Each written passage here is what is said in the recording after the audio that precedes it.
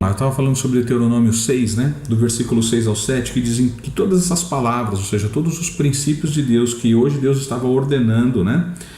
Estejam em seu coração, ensinando com persistência aos seus filhos. Conversem sobre isso com eles, né? Quando estiver sentado à mesa, quando estiver andando pelo caminho, quando se deitar e quando se levantar. Então aqui é só um princípio rápido que você percebe dessa persistência, que é andando pelo caminho, sentado à mesa, ao ir deitar e ao ir levantar. Isso mostra um relacionamento, um contato, coisa que hoje, infelizmente, os pais não têm tempo, né? Esse vídeo está sendo gravado nessa época de quarentena de Covid, né?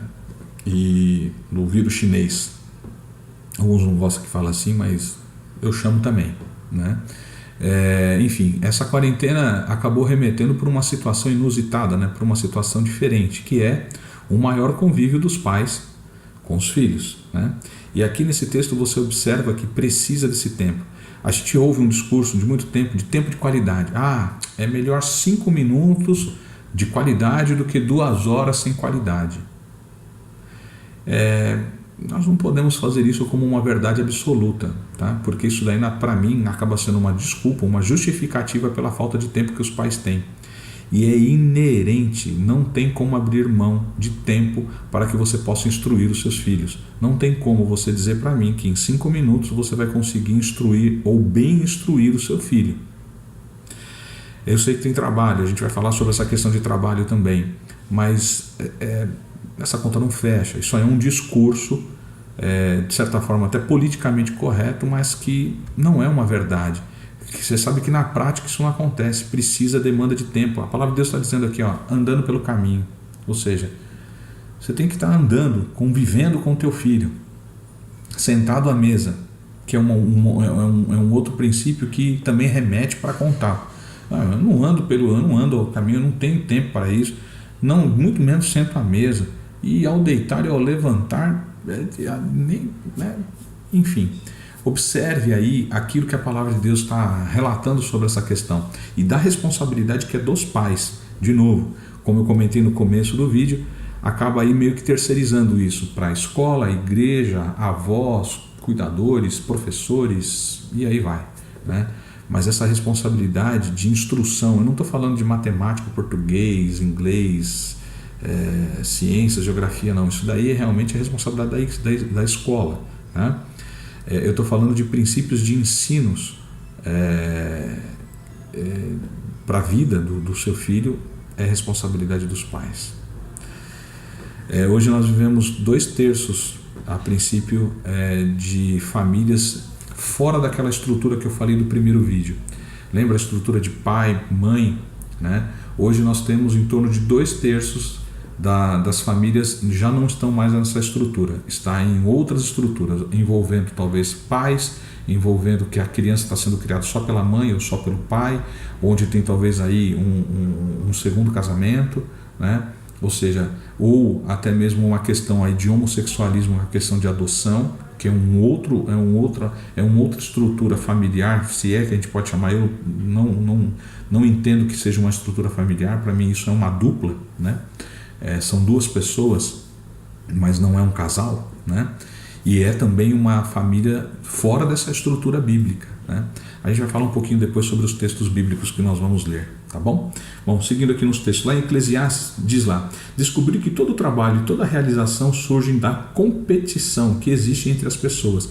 Em algumas traduções, no lugar de competição, colocou inveja, né? Mas isso também é absurdo e é correr atrás do vento, ou seja, também não vai adiantar nada, não vai te levar a lugar nenhum. É uma coisa inalcançável que na verdade gera muitos problemas, né? Lá em Filipenses, no capítulo 2, no versículo 3, está dizendo: nada façam por ambição egoísta ou por vaidade, ou seja, ou também por inveja, mas humildemente considere os outros superiores a si mesmo. Aqui eu digo que isso aqui é a base da competição, né? Quando as pessoas querem aqui serem superiores aos outros, e aí dá no que dá, né? Partidarismo, parcialidade, né? Ou seja, eu sou parcial, dependendo da situação eu tomo tal decisão, e a palavra de Deus diz que nós devemos ser imparciais, ok? Bom, Provérbios 11:29 diz lá: Que causa problemas à sua família herdará somente vento. Quem causa problemas à sua família herdará somente vento. O insensato será servo do sábio. Provérbios também, capítulo 15, 27. O avarento põe sua família em apuros. A avareza também ela trata em outros pontos da palavra de Deus como uma idolatria, né? Mas quem repudia o suborno viverá. Então, assim, tem que tomar cuidado em todas as esferas. A avareza, ou a ambição, ou a ganância vai colocar sua família em apuros. É o que está dizendo aqui. 2 Timóteo, capítulo 3, do versículo 1 ao 5. Esses são dois textos bíblicos que eu comentei, que são mais extensos. Então, preste bem mais atenção e também procure meditá-los nesse texto depois. Esse de Timóteo e o outro de Romanos. Vamos lá. O primeiro que nós vamos estar lendo, 2 Timóteo, capítulo 3, do versículo 1 ao 5. Está falando sobre uma situação, sobre um ambiente. Vamos lá.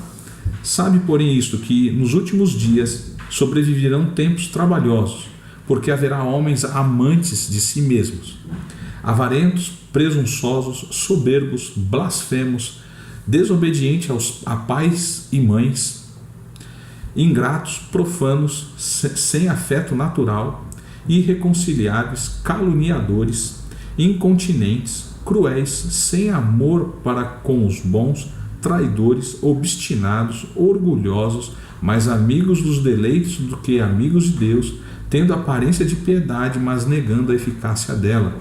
Destes afasta-te. Aqui está falando então uma lista enorme de problemas que vai gerar, de situações que vai gerar problemas em várias áreas da vida, familiar como também de trabalho, né?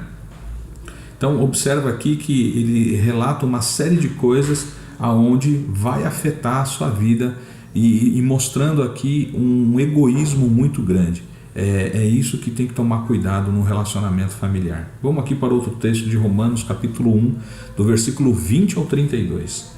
Pois desde a criação do mundo, os atributos invisíveis de Deus, e seu eterno poder e a sua natureza divina têm sido vistos claramente, sendo compreendidos por meio das coisas criadas, de forma que tais homens são indesculpáveis.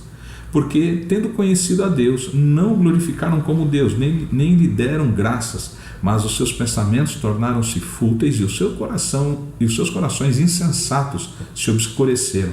Dizendo-se sábios, tornaram-se loucos e trocaram a glória de Deus, imortal, por imagens feitas segundo a semelhança do homem mortal, bem como de pássaros, quadrúpedes e répteis. Versículo 24, vou ler agora.